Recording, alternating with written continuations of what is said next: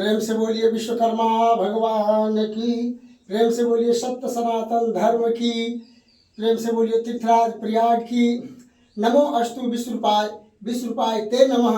नमो विश्वात्मा भूताय विश्वकर्मण नमोस्तुते। विश्व जिसका रूप है, विश्व जिसकी आत्मा है, विश्व का परमात्मा जो प्राणी मात्र में सर्वव्यापक है, उस परम पिता परमात्मा विश्वकर्मा को प्रणाम करते हैं। बड़े खुशी की बात है कि आज पूरे दुनिया में हलचल मचा हुआ है। परंपरा वैदिक और प्राचीन को हम लोग नहीं मान रहे हैं। पहले का नियम था कि ऋषि महर्षि ब्रह्म ऋषि जिस तरह से जो तपस्या करता था, पहले का नियम था। दो विभागों में हमारे ये चल रहा था। एक तो था कि वेद व्यास जी ने श्रीमद् भागवत महापुराण की रचना किए और नैमिषारण्य से उन्होंने व्यास गद्दी को प्रारंभ किया। तो व्यास गद्दी का मतलब होता है जो कथाकार होते हैं।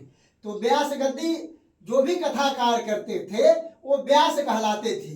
दूसरी परंपरा था कि ऋषि मुनियों हजार वर्ष तपस्या करते थे। तो जो जिस तरह से तपस्या किए, क्योंकि पहले का जो नियम था कि ध्यान ही सब कुछ है, ध्यान के द्वारा आत्मा का मिलन परमात्मा से होता था।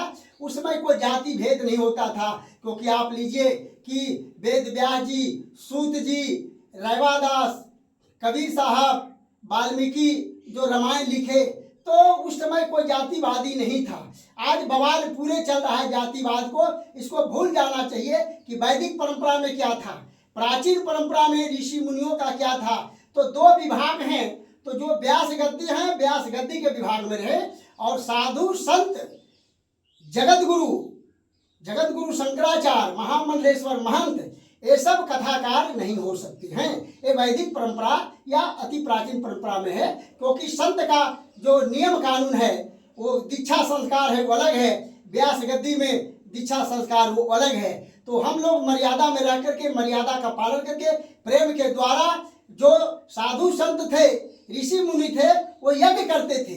यज्ञ से सभी चीजों की प्राप्ति होती थी। क्योंकि यज्ञ का मतलब होता है कि जब हमारे शरीर में काम, क्रोध, लोभ, मोह, अहंकार और आशा और तृष्णा हो जाता है, तो हम अग्नि के कुंड में पहले हम ये चीजों को पहले हवन करेंगे, ताकि हमारे शरीर में किसी तरह का कोई कचरा ना रह जाए। एक तरह से शरीर का सर्विस हो जाता है।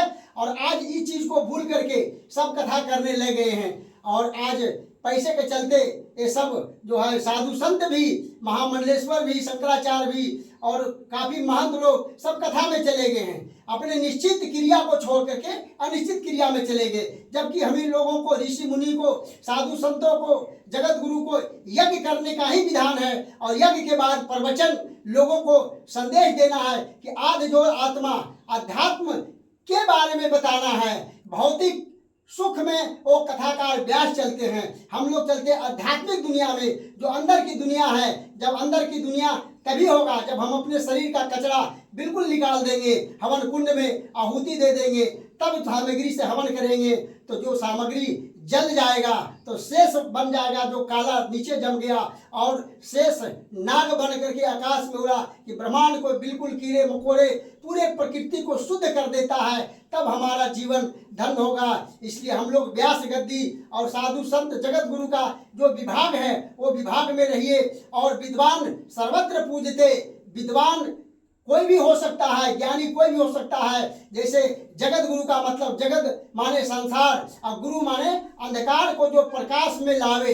हम भेद नहीं करें, हम भाव करेंगे, मर्यादा में रह करके, मर्यादा का पालन करके, प्रेम के द्वारा सभी लोगों को हम शुभ संदेश देंगे कि प्राचीन, अति प्राचीन वैदिक युगों में ऋषि मुनि किस तरह से अपने भक्तों के लेकर के कैसे संदेश देते थे, कैसे कल्याण करते थे, उस चीज को हम भूल गए हैं। पहले ऋषि महर्षि ब्रह्म ऋषि होते थे, आज तो सब जगत गुरु शंकराचार्य बन रहे हैं। पूरे देश में उनको चलना चाहिए, मंच छोड़ करके। जिस तरह से आदि गुरु शंकराचार्य, रामानुजाचार्य, रामानंदाचार्य पूरे देश में चलते थे, सभी भक्तों को शुभ संदेश देते थे। तो इसलिए व्यास गद्दी और इधर साधु संतों का यज्ञ करने का जो विधान है, अपने अपने क्रिया को करिए, अपने अपने विभाग पर चलिए, तभी सनातन धर्म को धारण करके, क्योंकि हम जब तक शरीर में धारण नहीं करेंगे तब तक कुछ नहीं कर सकते हैं। हम लोगों को तपस्या करना है, साधना करना है, लोग जो आवे उसको कल्याण करना है। इसलिए सोशल मीडिया पर भी हम जाति से ऊपर उठ करके संदेश देंगे। जैसे देखिए, पहले का नियम था कि कोई भी कबीर साहब हो, रविदास हो, जितने भी वाल्मीकि जी हुए, बौद्ध हुए, जैन हुए, ईसाई हुए, ये सब में जाति भेद नहीं होता था। आज भी बौद्ध में कोई भी शिष्य बन सकता है, जैन में कोई भी सीख सकता है, लेकिन हमारे हिंदू परंपरा में, सनातन परंपरा में आज भी शंकराचार्य का जो पद है वो इन लोग कहते हैं कि ब्राह्मण ही होगा। अरे ब्राह्मण तो वही है, आचार का मतलब होता है, शंकराचार्य मतलब आचार, शंकर जोर आचार मतलब जिसका शुद्ध विचार हो, शुद्ध आत्मा हो, लोगों को, सभी को समभाव दृष्टि से सबको कल्याण करे, सबको ज्ञान दे, सबको अधिकार है। क्योंकि भारत संविधान से चलता है, हम संविधान के भी मर्यादा को रखते हुए साधु संतों को चलना पड़ेगा, क्योंकि भारत संविधान से चलता है और धर्म उसका मार्गदर्शक होता है। इसलिए सभी धर्म गुरुओं से मेरा निवेदन है कि धर्म को धारण करके और विद्वान सर्वत्र पूजते, सभी को ज्ञान दिया जाए, सभी को संस्कार दिया जाए, जाति पाति से ऊपर उठ करके, तब हम जो कहते हैं कि हम सनातनी हैं, हम हिंदू हैं। आज तमाम हिंदू जो है वो मीट मछली मुर्गा को काट करके भी हिंदू लोग खा रहे हैं, वो हिंदू कहलाने के योग नहीं है। हिंदू और सनातनी का मतलब होता है कि हम शुद्ध शाकाहारी है। प्रकृति ने हमें शुद्ध शाकाहारी बनाया, क्योंकि जो मांसाहारी और शाकाहारी का मतलब होता है कि शाकाहारी प्राणी सब एक हैं, सबका धर्म एक ही है। क्योंकि हम जो जल पीते हैं वो कंठ से पीते हैं, और मांसाहारी जीव जो है वो जीभ से पानी पीता है। तो प्रकृति ने साफ कर दिया है, फिर भी हम लोग मीट को, मसाला अंडा को दे करके हम उसका स्वाद कर रहे हैं। बिल्कुल कतई गलती नहीं कीजिए। अपने शरीर को आप जो है मांसाहारी दैत्यों में, जानवरों में बदल रहे हैं। जो जैसा अन्न खाएगा वैसा उसका मन होगा। इसलिए हम लोग आइए, देश दुनिया में सबका अधिकार है सभी पद लेने का, उस योग बनिए, क्योंकि कर्म प्रधान विश्व करी राखा, जो जस करहि सो तस फल चाखा। जो जैसा कर्म करेगा वैसा वो महान बनेगा।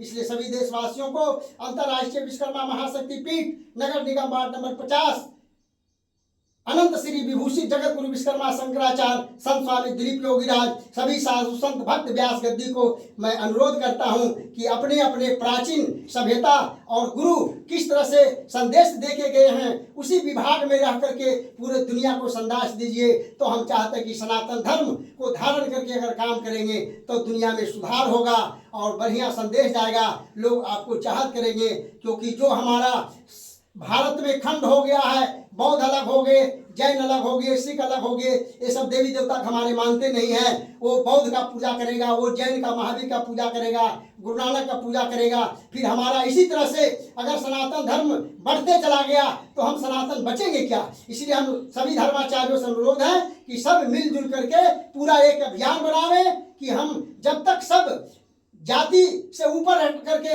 सबको संघे शक्ति कलियुग नहीं करेंगे, हिंदू राष्ट्र नहीं बनेगा। इसलिए हम सनातनी हैं, सब सनातनी हैं। इस चीज को लेकर के मैं सभी को प्रार्थना करता हूं कि सबको सद्बुद्धि दे, सत्य विचार दे और भेद नहीं रखे, भाव रखे, प्रेम के द्वारा मर्यादा में रह के काम करें। प्रेम से बोलिए, अपने अपने माता पिता की जय, तीर्थराज प्रयाग की जय।